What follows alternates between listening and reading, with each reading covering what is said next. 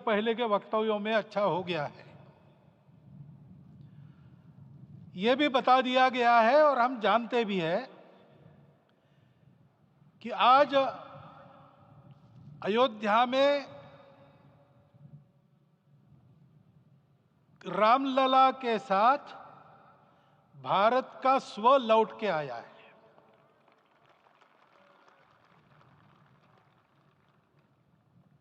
और संपूर्ण विश्व को त्रासदी से राहत देने वाला एक नया भारत खड़ा होके रहेगा, इसका प्रतीक आज का कार्यक्रम बन गया है।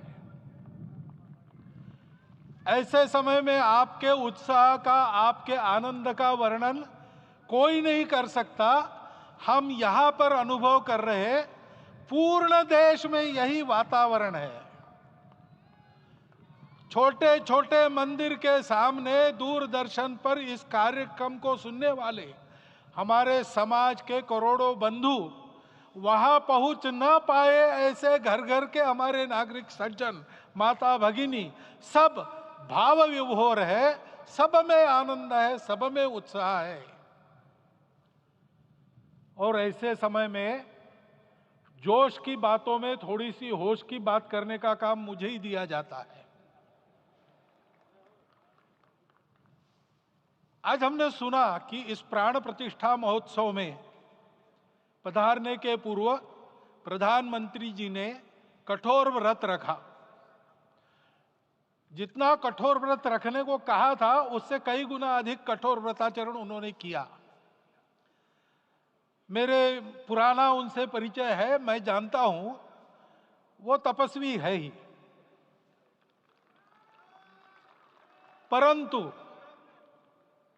वो अकेले तप कर रहे हैं, हम क्या करेंगे। अयोध्या में रामलला आए, अयोध्या से बाहर क्यों गए थे? रामायण में क्यों गए थे बाहर? तो अयोध्या में कलह हुआ। अयोध्या उस पुरी का नाम है जिसमें कोई द्वंद्व नहीं, जिसमें कोई कलह नहीं, जिसमें कोई दुविधा नहीं। वो हुआ 14 वर्ष वनवास में गए। वो सब ठीक होने के बाद दुनिया के कलह को मिटा के वापिस आए। आज रामलला वापस फिर से आए हैं 500 साल के बाद। जिनके त्याग, तपस्या, प्रयासों से ये सोने का दिन आज हम देख रहे, सुवर्ण दिवस देख रहे, उनका स्मरण प्राण प्रतिष्ठा के संकल्प में हम लोगों ने कहा, आपने सुना होगा, स्मरण किया। उनकी तपस्या को, उनके त्याग को, उनके परिश्रम को शत बार, सहस्त्र बार, कोटि बार नमन है। रामलला के यहां इस युग में आज के दिन फिर वापस आने का इतिहास जो जो श्रवण करेगा वो राष्ट्र के लिए कर्म प्रवण होगा और उसके राष्ट्र का सब दुख दैन्य हरण होगा। ऐसे इस इतिहास का सामर्थ्य है। परंतु उसमें हमारे लिए कर्तव्य का आदेश भी है। प्रधानमंत्री जी ने तप किया, अब हमको भी तप करना है।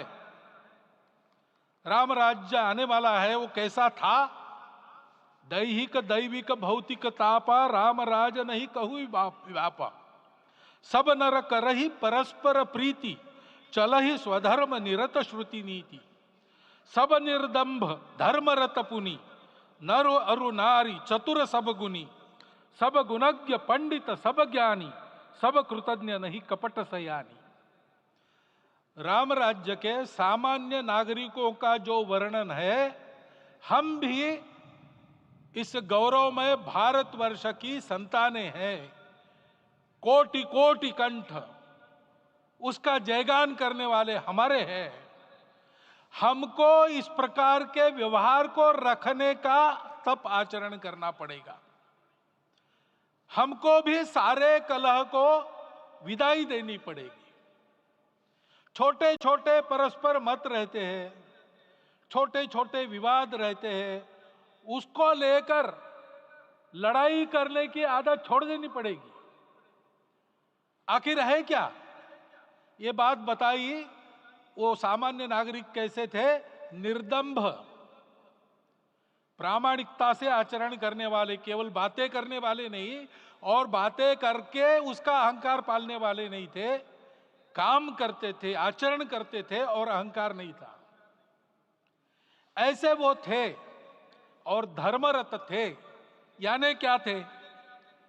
इस पर कठिन भाषा में प्रवचन बहुत लंबा हो सकता है, लेकिन थोड़े में धर्म के जो 4 मूल्य जिनकी चौखट पर धर्म है, ऐसा श्रीमद् भागवत में बताया है, सत्य, करुणा, शुचिता, तपस, उसका आज हमारे लिए युगानुकूल आचरण क्या है? तो सत्य कहता है कि सब घटों में राम है, ब्रह्म सत्य है, वही सर्वत्र है। तो हमको ये जानकर आपस में समन्वय से चलना होगा, क्योंकि हम चलते हैं, सबके लिए चलते हैं, सब हमारे हैं, इसलिए हम चल पाते हैं। और इसलिए आपस में समन्वय रखकर व्यवहार करना, यह धर्म का पहला जो पैर है, सत्य, उसका आचरण है। करुणा दूसरा कदम है, उसका आचरण है सेवा और परोपकार। सरकार की कई योजनाएं गरीबों को राहत दे रही, सब हो रहा है, लेकिन हमारा भी कर्तव्य है, ये सब समाज बांधव हमारे अपने बंधु है।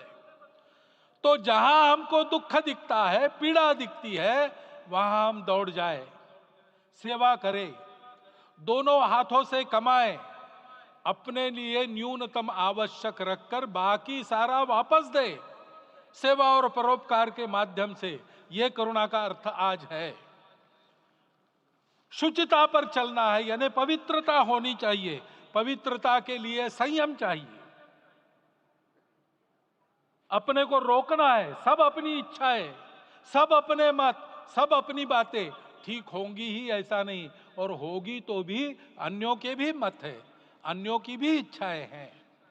और इसलिए अपने आप को संयम में रखते हैं तो सारी पृथ्वी सब मानवों को जीवित रखेगी। गांधी जी कहते थे, earth has enough for everyone's need, but it cannot satisfy everyone's greed. तो लोभ नहीं करना, संयम में रहना और अनुशासन का पालन करना, अपने जीवन में अनुशासित रहना, अपने कुटुंब में अनुशासन रहना, अपने समाज में अनुशासन रहना। सामाजिक जीवन में नागरिक अनुशासन का पालन करना।